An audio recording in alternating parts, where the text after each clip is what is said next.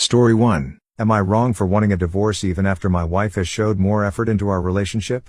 Original post, March 21, 2024 for context.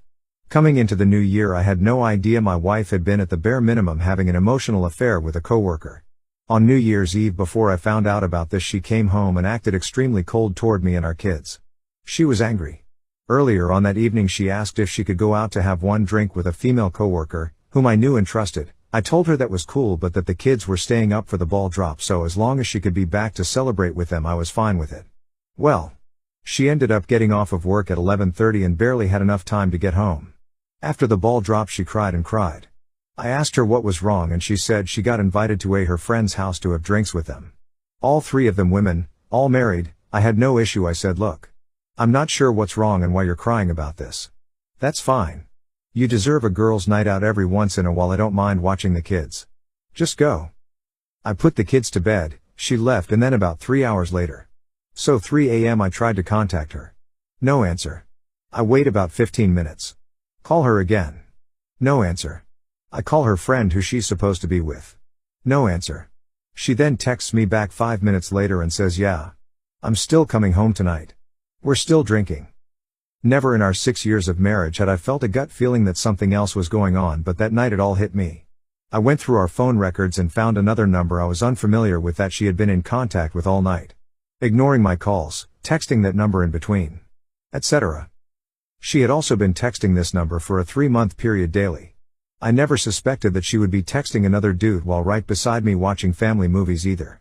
As times had shown. How I didn't see this, I have no idea.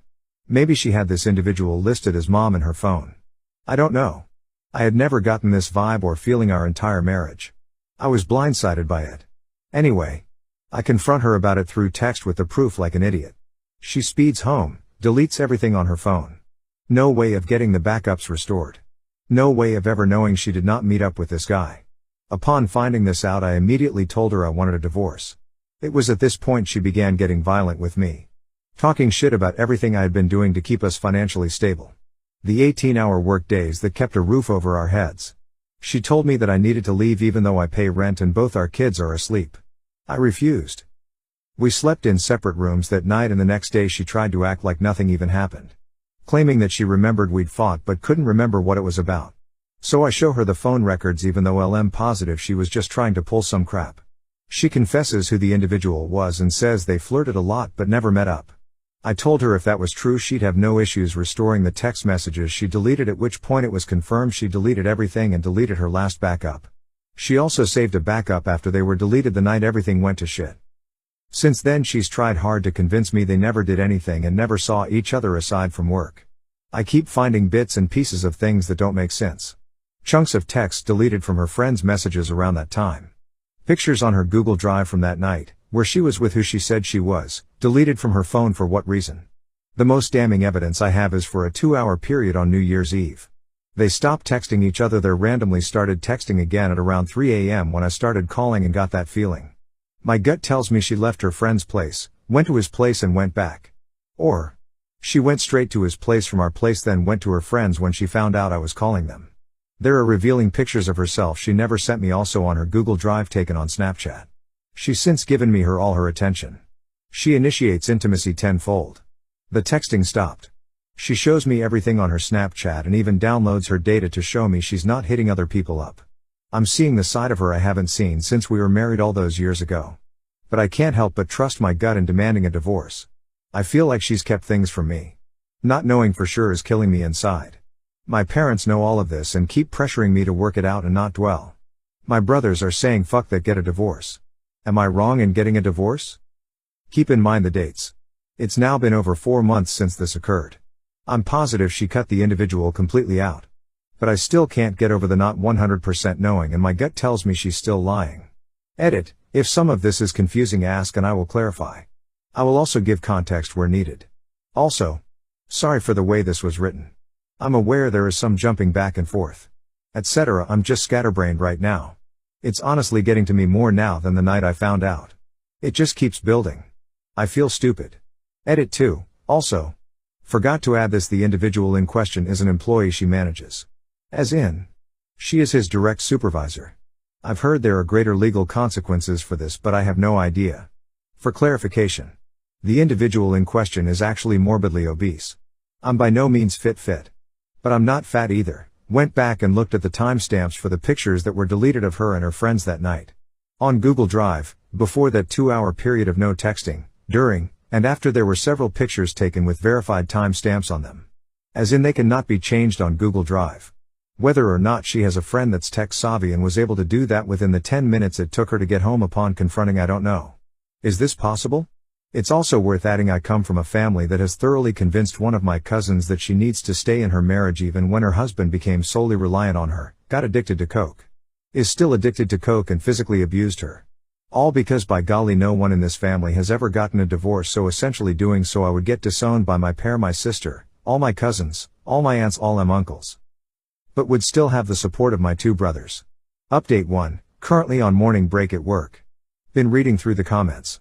I have off tomorrow all day, so I will be heavily weighing my options when I get some time to myself tomorrow. May not update tomorrow. But I'll update y'all when I can. Thank you for all the input, positive and negative. The best thing I can do right now is just get through the work week. Get my kids from daycare and be mentally present for them. I've been ignoring her since last night and she's been snapping and calling me all morning to see what's wrong. Update number 1, March 25, 2024. My wife had an emotional affair at the bare minimum and may have cheated. Probably did, but will never admit it. Here is the update. I sit here typing this out on my morning break while listening Tuesdays Gone by Leonard Skinner. After a long day of considering my options on Friday, I sat my wife down on Friday evening when she got off work and I had out the kids to bed.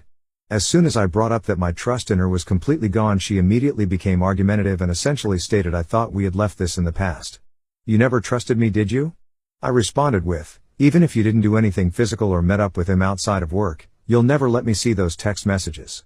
You'll never pull the Snapchat data. She responded with, you're right. Marriage is based off trust, and if you don't trust me, then maybe we ought to call it quits. The irony in this is that I worked 18 to 19-hour days for the past few years, barely being able to do anything I wanted to do in my life because I was supporting our children, getting them to bed, cleaning the house all the time, doing all the cooking, barely even getting enough sleep. Probably took years off my life just from the stress. She on New Year's Eve said fuck the kids, fuck you, and essentially went out to party with her friends, all the while ignoring calls from me and our daughter asking where she was, while also responding to her bare minimum emotional affair partner. Not getting into all the details so as to not repeat myself between this and the update. Long story short. In my state we have to be separated for a year before a divorce can be finalized. When I agreed with her that we should start separating and that I had already been in contact with a lawyer, she freaked the fuck out on me. She begged me not to go through with it. But alas. Next Friday I will be dropping her off at her parents' a few hours away. The kids will be staying with me for now with the help of one of my brothers. I told her there was only one way I would put this off for now. That was pull the data, pull the texts. Prove your case. She looked down at the ground. One more time. And told me that's a violation of her privacy. We haven't spoken since. For now, for my kids. I go to keep on keeping on. Update, trickle truth. First it was a guy in a different state. Second it was a coworker. Third it was someone underneath her. That she supervises. Fourth, and just now, randomly got a text from her stating she may have told him she loves him. But instantly regretted it. And that's it. Or 5, Dr. Evil. Also, let me reiterate, the process of separation starts this coming Friday. In my state you cannot divorce immediately. It takes a full year. I say this because of all the people stating just divorce and be done with it, and also those stating stop giving second chances. Update number 2, April 22, 2024.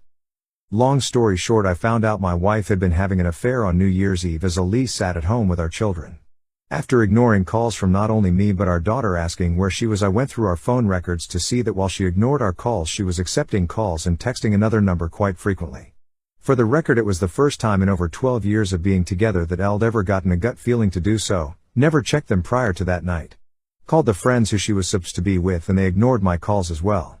After confronting her through text at around 4 or 5 a.m. she was home within 5 minutes, screaming at me and yelling at me as I tried to sleep. Got blamed for everything even though I'd been loyal and the financial breadwinner our entire marriage. She ended up gaslighting me and trickle-truthing as I tried to keep things together for our children. I'll spare you all the details as they can be found in previous update and original post. Fast forward to today, I filed for divorce against my family's wishes. Whole other story also answered in previous update. We are separated, but the divorce can't be finalized until next year. 1 year of being separated is required. She begged and begged for me not to go through with it, begged me to stay. Not to toss everything out over one little mistake. Funny how she sees infidelity as a mistake that lasted 3 months. Yeah. Regardless. I've spent a lot of time with my kids. She sees them on weekends if she chooses. Has only been a couple of times. I'd love to say that I'm over it all. But I'm still healing. I really did love her and I wish things worked out different. But I can never trust her again. She tried everything she could sexually to get me to stay. Hell, the day she finally confessed everything, I came home to her dressed up like never before, ready to go. I declined. She went as far as offering me head every day for the rest of our lives if I stayed. I've been working and taking care of the kids. It's harder on them than it is me, if I'm being honest. They still don't understand. I've just been telling them mommy has some things she's working on. I don't have the heart to tell them we won't be a functional household anymore at this time. Also, my parents haven't one time talked or reached out to me since I told them I was filing for divorce. Not even to check on my kids or anything. But I've been making this work with the help of my brother and a few good friends. A few girlfriends from the past have hit me up to see if I want to catch up, but I need to focus on myself and my kids. Story 2. I just found out why my boyfriend never holds my toddler niece. Sorry, this is gonna be a long one. I, 27F, have been with my boyfriend, 28MJ, for 5 years. We've both been very close with each other's families, and we've even talked about marriage. However, one touchy subject is children. Whenever we discuss it, he gets kinda standoffish. He doesn't really dismiss the idea though, it's just that he doesn't seem invested. I've always wanted kids, and he just always says he's fine with whatever makes me happy. Ever since, I've been content with this situation. However, things escalated during this holiday season. Our setup has always been that Jay spends Christmas Eve and dinner with my family, then I spend Christmas Day with his family. This was the first Christmas I'll spend with my first and only niece, 2F, Anna. She spent her first Christmas in the hospital due to her health condition, but she's okay now, so I made sure to spend a lot of time with her. We played a lot, we opened gifts together, and I even reenacted Anna's favorite storybook using her favorite doll. We even had matching outfits. My sister, 30F, Amy, thanked me for giving her and her husband some relief from childcare the entire day. However, Amy also said she noticed that Jay, who was just either sitting on the couch watching me or helping my mom with the dishes, was kinda distant with Anna. I told her I've also noticed that before, and I just chalked it up to maybe Jay was hesitant and awkward to play with Anna because he feels he's just my boyfriend. Then Amy said she won't mind, since she and her husband already treat Jay as part of our family. I then went back to Jay and encouraged him to play with Anna and help us set up her new dollhouse, but he said he's not feeling too well. He ended up drinking a few more beers and stayed on the porch by himself, scrolling on his phone. I didn't press harder and thought he might really just be feeling under the weather. I just want to add for context that Jay isn't an alcoholic. He's a sweet, wonderful, funny man who's sometimes broody and deep in thought, but he's never abusive, manipulative, or moody, and he only drinks on special occasions. The next day, on Christmas Day, we had lunch with Jay's family. Afterward, I volunteered for cleanup to help Jay's mom, 62F, Mary, and brother, 31M, John. Jay's family was the best any significant other could ever ask for. They're very sweet and supportive of us, but they're never prying. They always check up on us, but they never overstep. So, as we were cleaning up, Mary asked me how my sister's baby was. They helped with the bills when Anna was hospitalized last year. I told them that Anna's in great condition now, and that she already spent the Christmas at home. They were very delighted upon hearing this. Then, I shared with them the thing I noticed about Jay.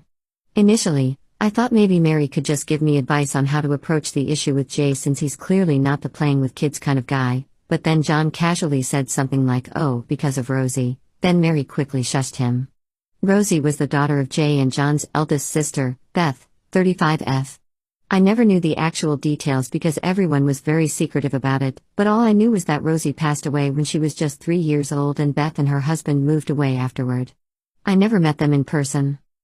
Later that night, when Mary, John, and the other family members got a bit more drunk and Jay was already sleeping in the bedroom, they told me the story. I didn't force them or anything. Apparently, Jay, being the youngest of the siblings, was really close with Rosie back then. Jay was just around 14 years old when Rosie was born, So he became the super fun uncle, like I am now with Anna. He was actually Rosie's best friend. Then, on summer of 2012, Jay was playing with Rosie outside. He was blowing bubbles and she was chasing and popping them when a speeding car, driven by a woman who was distracted on her phone, skidded into the yard toward Rosie's direction. Jay reacted quickly and was able to reach and grab Rosie so the car actually hit him, but the impact of the crash caused Rosie's head to whiplash as Jay hugged her. Jay was in a coma for 3 days and had multiple severe injuries and internal bleeding, but Rosie didn't make it. Everything was caught by the neighbor's CCTV, so everyone knew that Jay was a hero for trying to protect Rosie. It was even covered by the local news, but Beth, who was understandably in grief, resented Jay for not being able to save her daughter. Beth and her husband then decided to move to another country to cope with their grief and start a new life, and they've had minimal contact with the family ever since. Jay, meanwhile, took the loss really hard.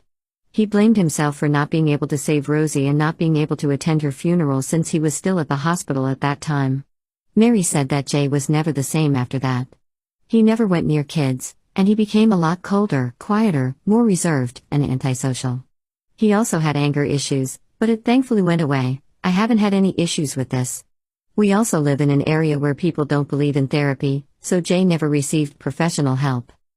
After learning all of this, I bawled my eyes out because I never knew Jay was carrying such a heavy burden. The whole incident became a taboo family secret that no one mentions in fear of Jay breaking down or doing something he might regret, although to be fair, he's never had violent or self-harm tendencies ever since, so this was just a precaution. They also never told me before because they assumed Jay would be the one to tell me, but I told them that he never did, and that I never really asked him. I then thanked everyone for letting me in on this, and I told them that I'll talk to Jay about it when the time is right. They understood it, and they said I could just ring them up if I need help or support in any way. For now, I just want Jay to enjoy the holidays and his remaining vacation days from work. Now, I don't really know how to start with him. I know seeking professional help to process all the trauma and grief, even if it's been over a decade ago, would be the top priority, but I don't know how to bring it up to him. I don't even know when is the right time to bring it up. I just want him to know that I love him no matter what, and that I'll support him in every step toward his healing, especially if we're to form a family of our own. Update, 4 months later. Hi, it's been a while since my first post. I have some major updates for anyone interested. You may check my profile for my previous post. Also, I took some time to organize my thoughts first to make sure I don't miss anything pertinent. It's kinda long as a lot have happened since, so I've divided this into sections to make it easier to follow. Quick recap. My boyfriend, Jay, and I have been together for 5 years.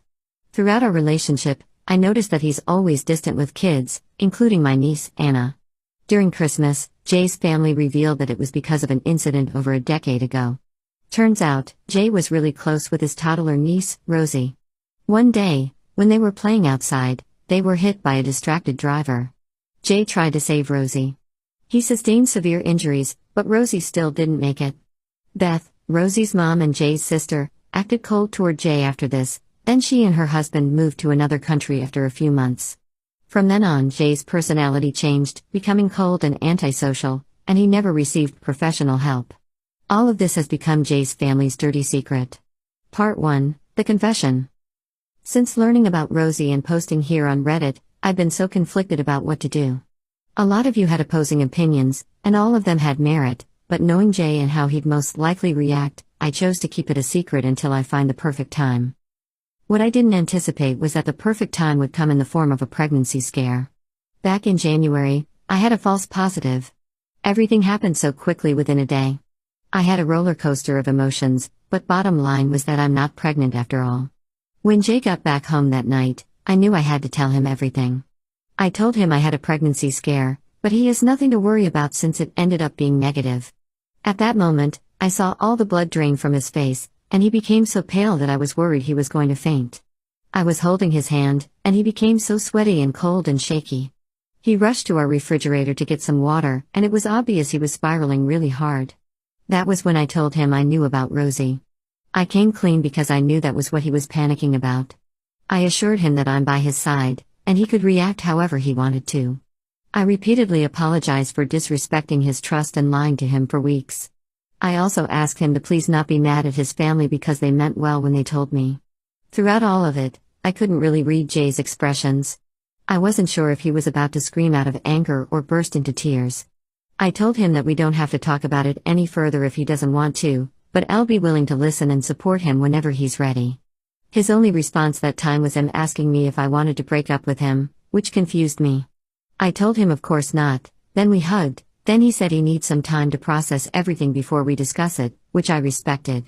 For the rest of the week, we tried to interact like nothing happened, but everything was awkward since there's this huge thing hanging between us. Part 2, The Talk. The following weekend, which was 8 days after, we finally sat down and talked about everything. He started by apologizing for not telling me sooner, but he revealed that his last girlfriend dumped him after he told her about Rosie. He said he was so relieved after I reassured him that I wouldn't do that. He then told me that it was something that's been weighing him ever since, and he's confirmed that he never sought or received professional help. However, he said he's very much open to doing that, but he didn't think he's ready yet. He also said he's afraid to go down that path because it might release some inner demons and drag me down with him. Another thing Jay told me was that ever since Rosie was born, he felt an instant and deep connection and a sense of responsibility for her, even when he was just a teenager that time. He said that having Rosie in his life made him realize how much he wanted to be a father when he's older. However, since the incident, he's afraid of messing things up again, so he never really considered having kids from then on despite really wanting to do so. I then reassured him that we're on the same page on this. Although I also want to have kids with him in the future, I don't want to force it on him when he's not yet ready. He also said that whenever he sees me with Anna, my niece, he gets kinda jealous because he wants to join us every time. However, he constantly reminds himself to keep his distance just to be safe. I told him he doesn't have to worry about that, and that he's more than welcome to join us if he wants to. I also told him that my sister and the rest of my family actually considers him a part of our family, just to reassure him more.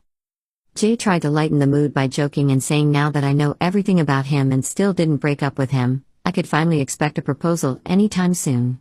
We both had a good laugh, but we agreed to wait for his recovery first before getting engaged or discussing our future family. Part 3, Beth. During our discussion, Jay also had another heartbreaking revelation. He said that during the height of the pandemic, Beth's husband, Brian, reached out to him. Brian said that Beth had COVID and was confined in a hospital, and that he was already running low on funds due to bills and unemployment.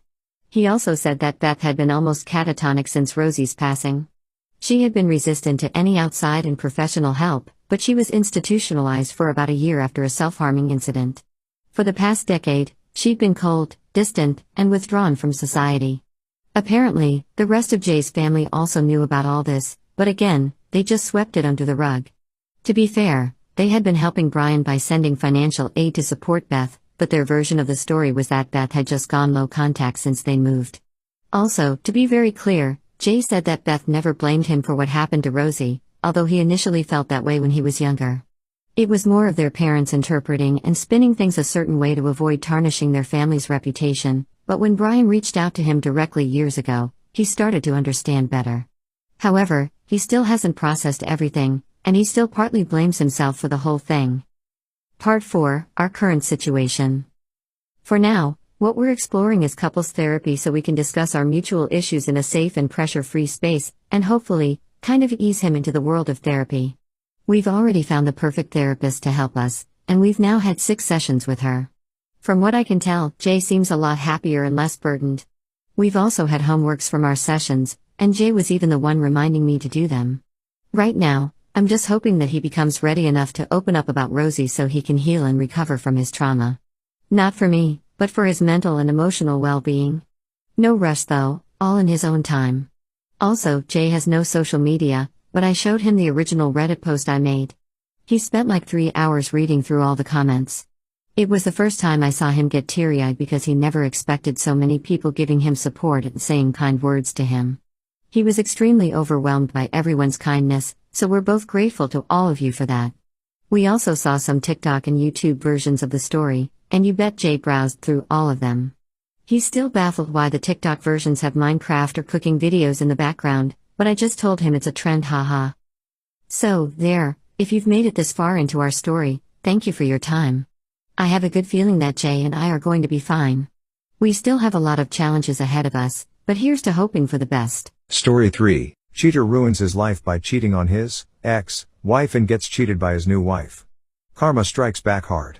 I, 37M, have been with my wife, 26F, for 5 years and married 4 years. We have 3 kids from her previous relationships, 2 boys and 1 girl between the ages of 5 and 8. I really love her and her kids. Things were perfect until 3 or 4 months ago. I've had 3 big promotions in 5 years. We bought a house last year. She stays home with the kids and is trying to make a social media career happen. I have always been on the fence about having kids, but she really wanted us to have one together, so I agreed to try to have my vasectomy reversed. She's 7 months pregnant now. We were so fucking happy.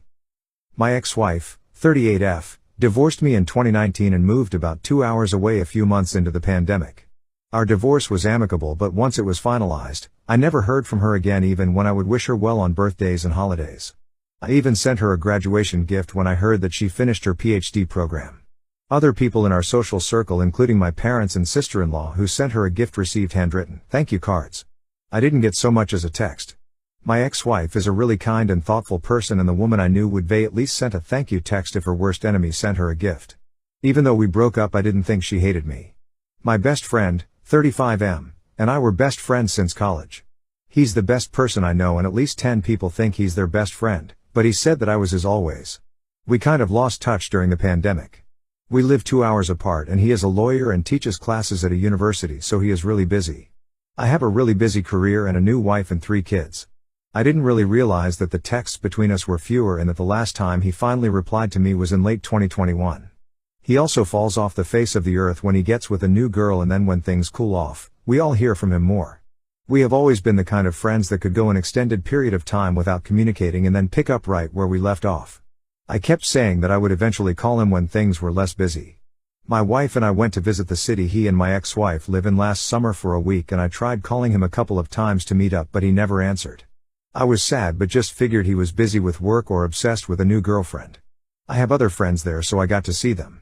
Then I went to the city again by myself in October for a Halloween party.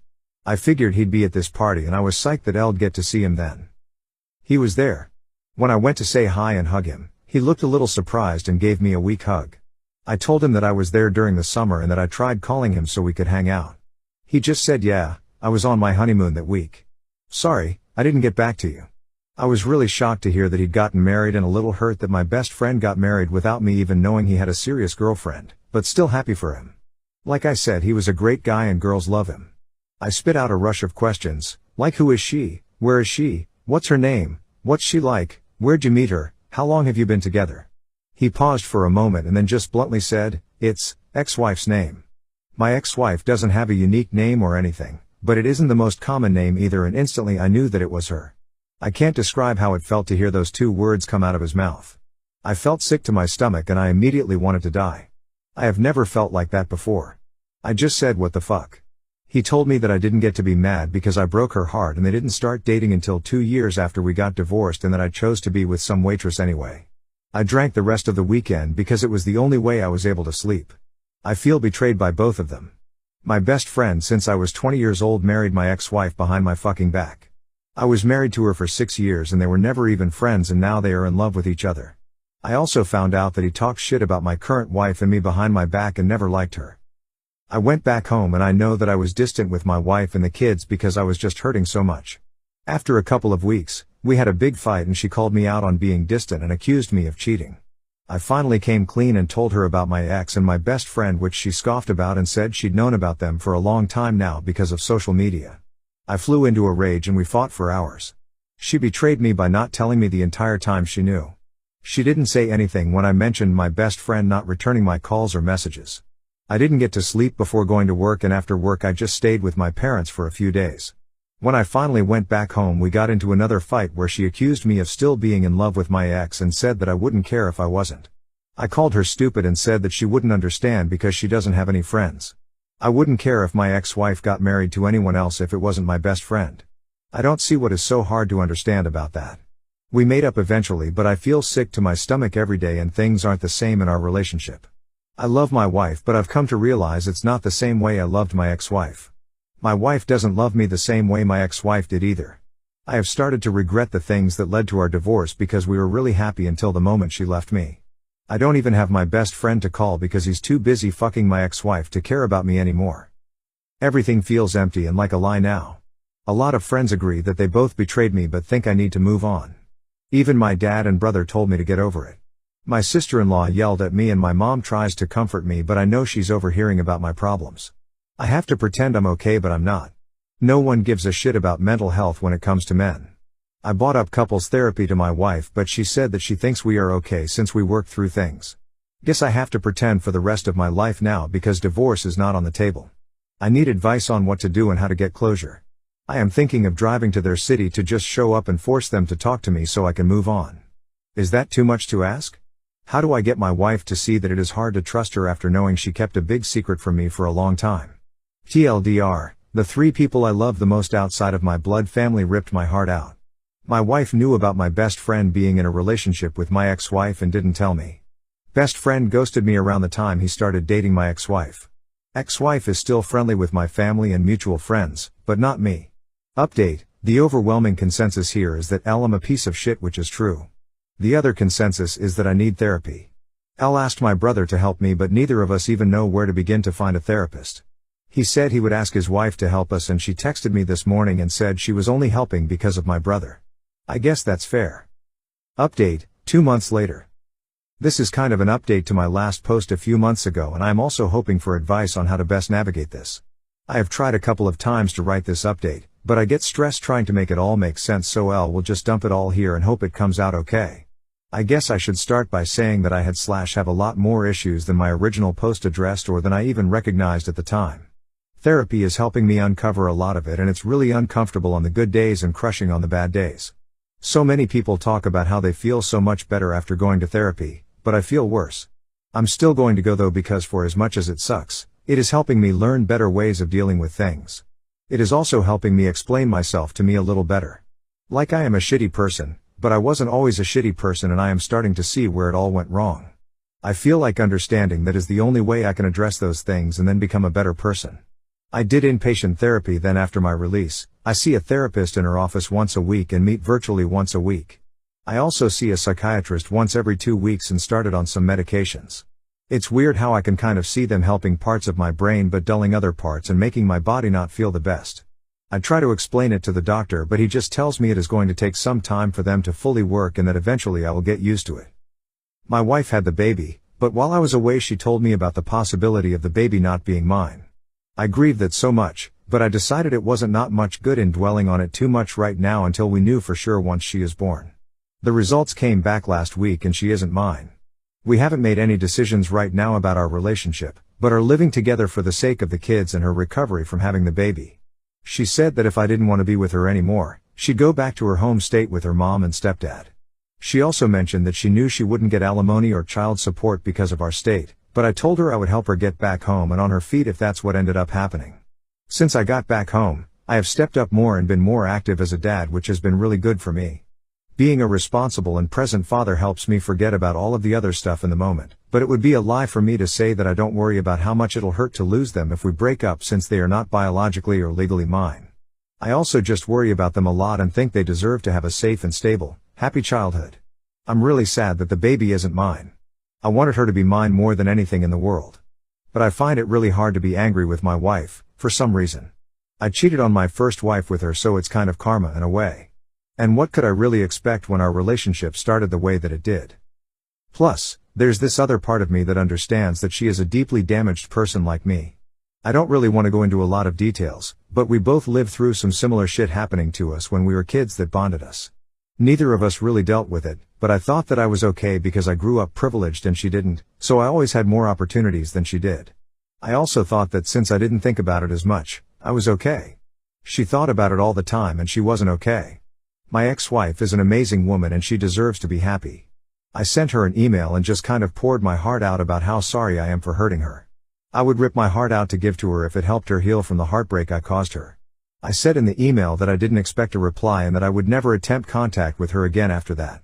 She got in contact with my brother a few times to check on me, and she's called me twice and we talked for a few hours about everything. She's really happy and she's doing well. I'm proud of her and she deserves to be happy. I am really lucky that I had the years that I had with her, but now it is time to accept how I screwed up and try my best to do better going forward. I don't think I will ever contact her again, but would be happy to hear from her if she ever reaches out again. It still hurts a little, but understand now that that door is fully closed.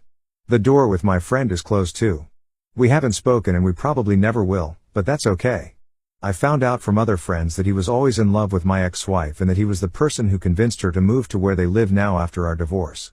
I think knowing helps because the story I created in my head was far worse. I also understand now why no one wanted to tell me. My brother and I got so close again, which his wife isn't the happiest about. I am not sure where I would be right now if it wasn't for him. We invited them over during the weekend and at one point, she and I were in a room alone for a few minutes and I told her that I was sorry and she just hugged me and told me that I was stupid, but that she knows I am trying. I also have two really good friends who have been there for me through everything, even though they have been clear from the very beginning that they have not agreed with my actions. All of them are more than I deserve. My relationship with my parents isn't in the best place right now. They are both really mad at me because my brother confronted them about what I told him related to the thing that happened when I was a kid. They feel like his is blaming them and that they did the best they could for me. I think that they are really embarrassed too. I get it and I don't really blame them. I don't think they knew what to do. But I am not going to apologize to them either, so until I do, they don't really want to be around me. I'm not sure that this is the update that anyone wanted to read, but it's all I've got. My life is still very much in limbo, maybe even shambles. But I am doing my best to fix it and to fix some of the hurts I have caused others. I would recommend therapy as much as everyone recommended it to me, but I would caution to add that it requires a lot of honesty to work and that sometimes that kind of honesty reopens old wounds. But those wounds are dirty and infected, so you've got to clean them up and treat them to get better, which is going to hurt, but I am not sure there is any other way. My wife had someone else's baby while we were already having a lot of relationship problems. She and my stepchildren are still living with me until we make a decision about our relationship. I don't really know what to do. How do I make the best decision for the kids and for myself? Should I try to work things out with my wife, or would it be the best to make a clean break? Story 4. My brother-in-law just told my wife he is in love with her. Anyway, yesterday my brother-in-law out of the blue asks my wife if she can meet him for lunch. There is something he needs to talk to her about. My wife tells me about it before accepting and asks if it might have something to do with my sister. Maybe they are having problems and he wants to discuss with another woman. I find it odd, but I tell her to go find out. So she accepts and they meet for lunch at a place near her office the next day. That's where he tells her that he is in love with her. He lays it on thick, how beautiful she is, how she makes him feel, how he would treat her if she were his, how it was love at first sight, blah, blah, blah. Mind you, this man is married to my sister and has 2 kids. He and my wife had a friendly relationship. Our families see each other often as we are a close family. He does text her frequently, but there was nothing overly sexual. My brother-in-law texts and calls my mom too. So none of us thought anything of it. I want to stop a moment and emphasize that my wife isn't cheating on me with him. My wife and I share an iPad and I see every one of her texts from there. We are also looking at each other's phones all the time, so none of that is going on. So she doesn't let him finish, walks out and calls me immediately to tell me what happened. While she is on the phone with me, the texts from him start. He didn't mean it, he thinks it's only infatuation, blah, blah, blah. She leaves work early to come home to talk to me about this and her phone is blowing up the entire time with calls and texts from him. I tell her to answer and she put him on speaker so I can hear. He's crying, begging not to tell my sister. Apparently when we were together this past weekend he thought that she was flirting with him and that he thought they had a moment when they were alone in our kitchen. Now, my wife is a major ball buster and I suppose I can see how that can be taken as flirting. He asks if she told me, to which I answer yes as I am on speaker. Then he starts begging me. This went on a while. My main question was whether he had cheated on my sister before. He said no, swore on his kids' lives. It's just my wife, he said I should understand. So I'm done listening at that point and told him I wasn't going to do anything tonight and I would call him tomorrow. That's where we are right now and I really don't know what to do. My wife says drive over there right now and tell my sister, but the idea of wrecking my sister's family is killing me. Thinking about what it will do to my nieces makes me want to vomit. I know the right thing to do is tell my sister, but I'm also thinking about my wife as well. It's not her fault, but there is sure to be resentment toward her from my family. Even if my sister doesn't divorce him and they reconcile, I can't see how we are ever together again like we were before, if at all.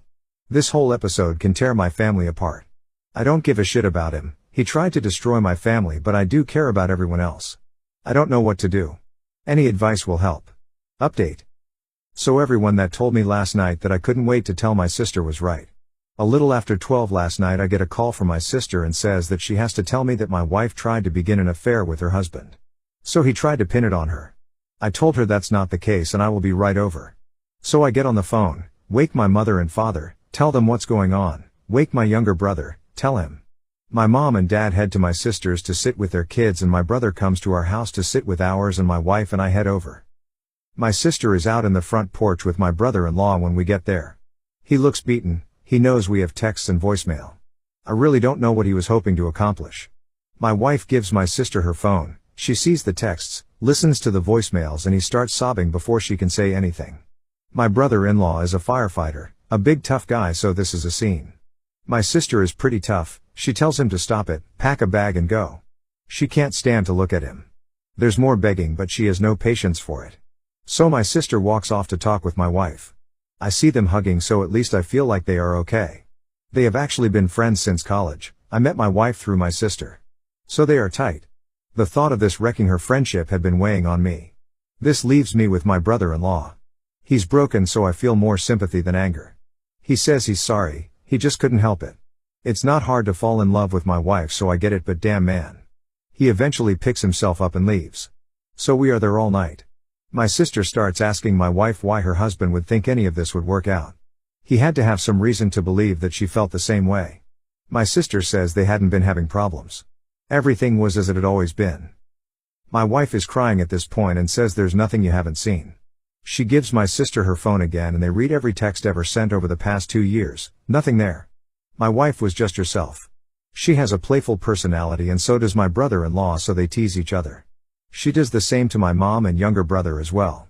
The only thing she could think of was the moment in the kitchen this past weekend he referenced. They both went for the fridge at the same time and they playfully jostled for who would get there first. He lets her win, but he reaches around her waist to get a beer slowly, and she did feel the way that he did it was little inappropriate. She says she should have called him on it but didn't want to make it a big thing. She feels maybe the fact that she didn't give him hope. My sister doesn't blame her, so at least that's good. So then my sister starts going through his MacBook to see what else she doesn't know about. She's angry and frantic at this point. She guesses the password, starts searching and finds a lot of pictures of my wife on that computer. They went back years and always isolated on just her. We had gone as couples to the Caribbean a few years earlier. My wife wore a bikini, she usually doesn't, but since it was adults only she did. There were probably 50 of her in that bathing suit. So he's secretly been snapping these for years. Does this now enter retraining order territory? This has taken a creepy turn. I'll update when I have more. Update April 14, 2024. I've shared with my wife many of your comments. It makes her feel better that virtually everyone here holds her blameless. It makes her feel better, so thank you. Unfortunately, the mess continues. My sister agreed to talk to her husband last night and let him explain. She puts my wife on FaceTime during this conversation, so there will be no lying. I'm listening in as well off camera. My sister is also recording the whole thing. He admits he's been obsessed with my wife for years. It started the day he met her. My wife and I were dating at the time, but he met my wife before he met me. Like I said, my wife and sister are longtime friends, and my sister wanted to introduce her boyfriend to her friends. He thought it was only physical for a while, but over time he knew it was more. My sister nearly kicks him out right there, but listens a little more, and she eventually asks what made him think that my wife would leave me for him. He answers that there is obviously mutual attraction and he figured it would begin as an affair and then things would progress from there. My wife and sister explode at that point, a lot of cussing, a lot of screaming. Phone call is over, my wife hangs up because at this point she is concerned for me. She's shaken and distraught, assures me the attraction was one-sided. I never thought it wasn't. Even if she did find him physically attractive, I know she would never act on it. She's just not the type. Early on in our relationship she caught me admiring her as she was dressing, asked if I liked what I saw before her face turned cold, and told me never to fuck up or I'd never see it again. She meant it, she's serious about trust. Anyway, I knew my brother-in-law was a little cocky, but my God, I never knew he thought that highly of himself to be able to pull off something like this. I talked to my sister later on and she is contacting the lawyer Monday to see what steps she can take to limit his exposure to her kids. As far as she is concerned, he is detached from reality. That's all I have for now. I'll update once the dust settles a bit. Final update April 17, 2024. This is likely to be my final update as I don't see much more happening after this besides divorce proceedings. Thanks for all the comments, they have helped my wife some with the guilt. Anyway, my brother-in-law returned home yesterday, not because my sister wants him back but because she can't legally stop him. They are done, I think he realizes that now. The lawyer tells my sister that since my brother-in-law's behavior over the past few days has been documented, there is a good chance she will be granted full custody. He doesn't seem to even want to fight her on that. My sister will be fine, any love she had for him is gone and she doesn't seem to broken up about it. The kids don't know what happened yet, but my brother-in-law was never around much anyway when the kids were home. He slept at the fire station many nights and put in a lot of overtime. But it is certain to be hard on them once they know what's going to happen. Many commenters have said that there must be more women, but as far as we can tell there hasn't been. It's really just the obsession with my wife. She has blocked his phone, but on the same night he returned home he sends my wife an email from an account he just made. It started with an apology but then took a turn. He said he never got to finish at the restaurant that day. Then he went on for paragraphs and paragraphs about all the things he loves about my wife and the desperation he felt that led him to do what he did. He mentioned their mutual attraction again and the sexual tension that he always felt was between them. And ended with a rather large section about me. Let's just say I didn't know he had such a low opinion of me. He was quite certain that I was not satisfying my wife properly. Anyway, we sent the email to my sister and it will go to the lawyer. It might be enough to get him removed from the house. Finally, my wife isn't great, but she is doing better every day. She does blame herself for being too comfortable around my brother-in-law. She is always careful to set boundaries with other men. In case you haven't figured it out already, my wife is pretty stunning and gets a lot of male attention. But with my brother-in-law she felt safe to be herself since he was family. Surely no lines would be crossed. She and my sister are cool and there doesn't appear to be any resentment, so that makes me happy. We will all be okay, it will just take time. Thanks to all who commented and voiced their support. Story 5. I want to end my 20-year marriage because my wife cheated on me while we were dating. My wife, 44F, and I, 43M, have been married 20 years. We started dating in high school when I was a junior and she was a senior. We were long distance for her first 2 years of college while I was in high school and did 1 year at community college. Then we went to college in the same city for a year, and have lived together since. We got married the summer after I graduated college. Our marriage has been pretty great so far, but I initiated a divorce after I discovered that she was sleeping with multiple other men for the 2 years we were long distance. Just after Christmas, we got together with a few friends of hers from college to catch up, have dinner, and hang out. We talked about a lot of stuff and my wife mentioned that we met in high school, not that we dated, just that we met. Her old college room commented that it was crazy that we met in high school, had a few wild years in college, then ended up together. I played along and commented that I didn't know if my wife was as crazy as I was. The roommate started to tell a story, but my wife cut her off and said she was uncomfortable about it. I sensed something was up, so I said that we actually started dating in high school and were together for my wife's entire time at college. All of my wife's friends got real quiet and the rest of the dinner was awkward. On the way out, one of her other roommates took me aside and said I should have an honest conversation about what happened at college. I asked my wife on the way home and she kind of blew me off. I told her it was important that she was honest with me and again she said it wasn't important. When we got home, I told her I was going to stay at my brother's house until she was ready to talk about what happened in college. The next day she came over and admitted to sleeping with several men during her first 2 years at college. She said she didn't consider it a big deal at the time because we were long distance and she didn't think a high school romance would last. I pressed for more details and she said it was at least 10 different men, including at least 3 guys she introduced to me as friends when I came to visit on weekends and 1 guy she was still in contact with. I told her that I wanted a divorce and would be starting the paperwork as soon as I could, which I did on January 2nd. Her family and most of my family is telling me I shouldn't throw away my marriage over a few mistakes. I've stood by my belief that cheating on me with multiple men for years is unacceptable no matter when it happened, and the fact that she continued to maintain relationships with these guys right in front of me was an unacceptable amount of disrespect. We have 2 children, but they are 17 and 19 and I believe they will understand why I need to end the marriage. Am I wrong for leaving? I feel like I'm going crazy with the amount of people telling me to overlook years of infidelity and decades of lies. Edit, holy shit, I'm glad I did this with a throwaway because the response here is unexpected. I obviously can't answer every question/comment, but I wanted to provide some detail for common questions. The reason I posted this is that my wife and a few friends have been saying it's common to sleep with other folks when you're in a long-distance relationship and that I'm kind of the odd one out for not sleeping around.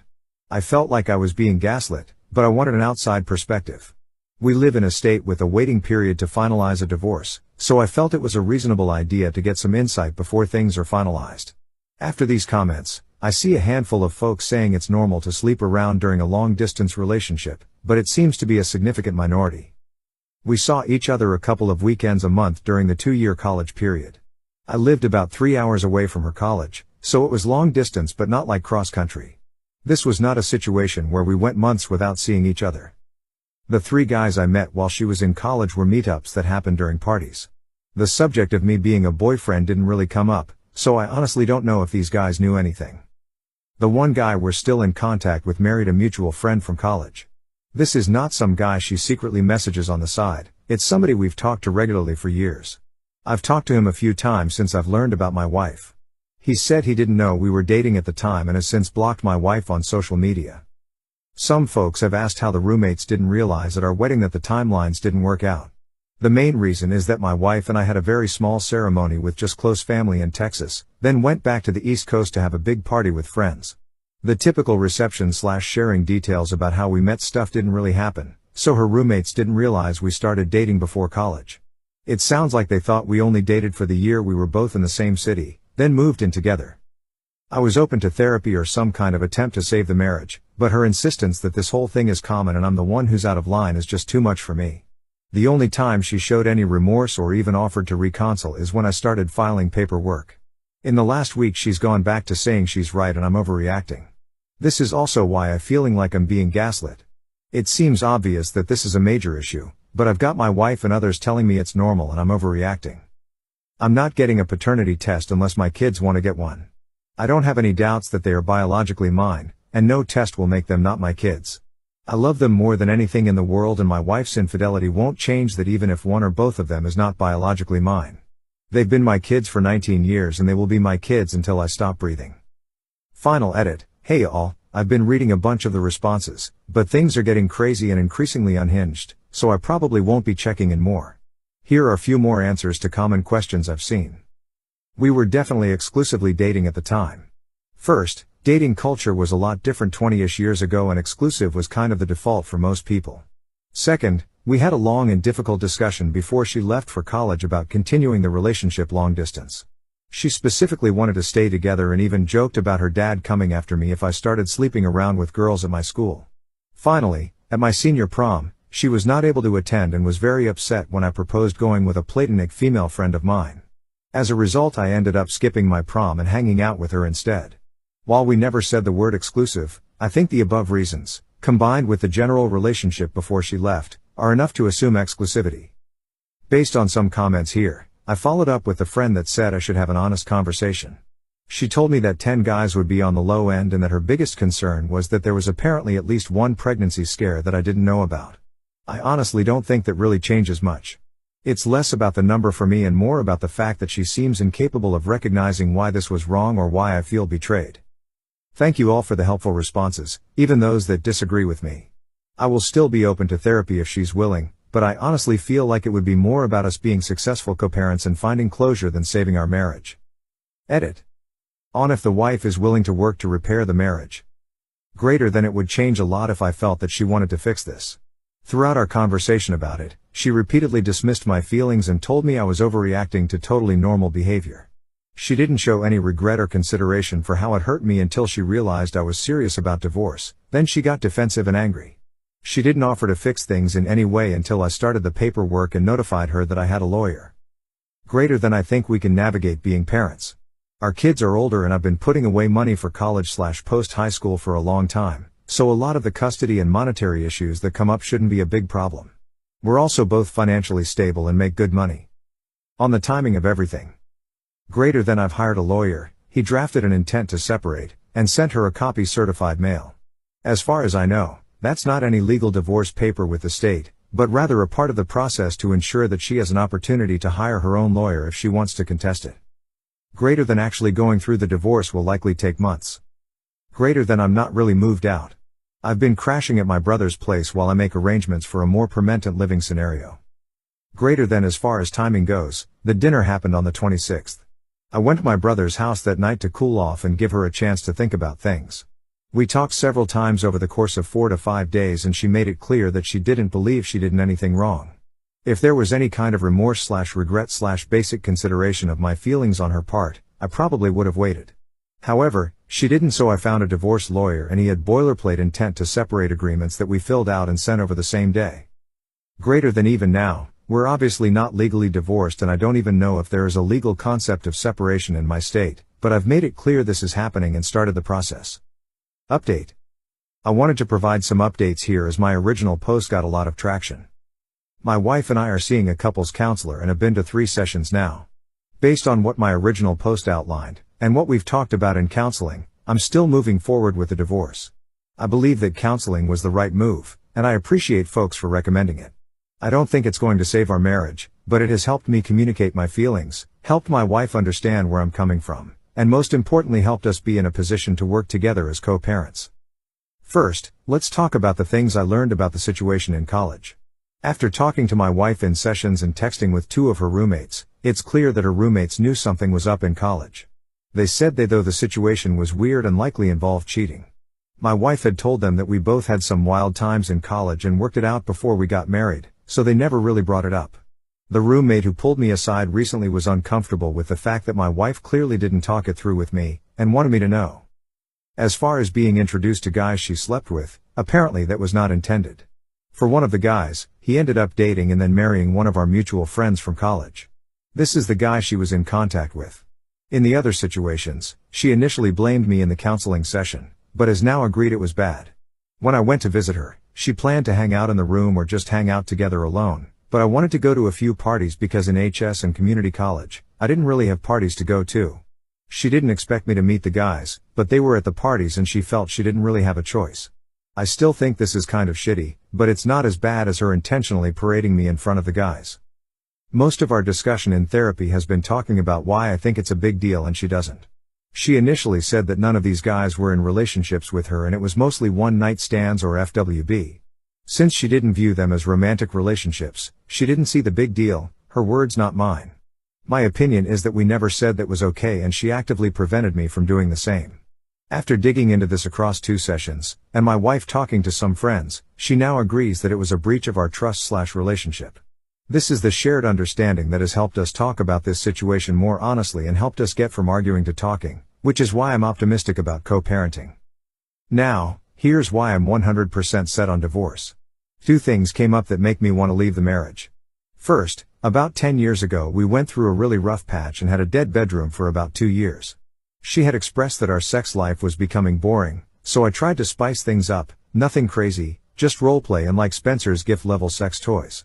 Apparently, she had been hung up some sexual experiences that happened in college, that she is not comfortable talking about, and wanted me to try them, but when I did it made her feel awkward and guilty that it made her think of other men while she was with me. The fact that she's saying these experiences were meaningless, but they're still impacting our marriage tells me they meant more than she wants to say. Second, she admitted that she has been flirting with coworkers on business trips since the pandemic ended. She says she has never slept with anybody, but it got as far as going on a date with one of her male coworkers. That was the absolute deal breaker for me. We have told our children that we're getting a divorce. We told them it was due to some bad decisions that we made in college that we're having trouble moving past.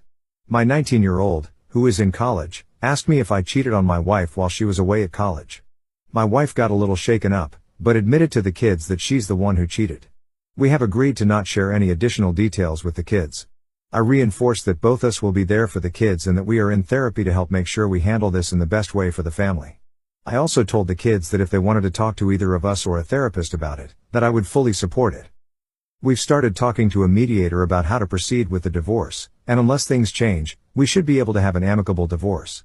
We're both financially stable on our own, we have no major debts, and our kids are older, so custody isn't a major issue. This has been a shitty couple of months for me, but I'm doing okay now and I honestly am grateful that my last post blew up because it both validated some of my feelings, but also motivated me to go to counseling with my wife. At the end of the day, I'm doing my best to try to accept that our marriage is over and I've been going to therapy on my own, in addition to our couples therapy, to help deal with it. I'm mentally prepared for the fact that there's a good chance I see the coworker she only dated again, but I'm also hopeful that I can find a place and be ready to move out before the divorce is finalized. If everything goes well and we can create a plan with a mediator, we will be divorced by summer, I will be in my own place, and she can just date whichever coworker she wants.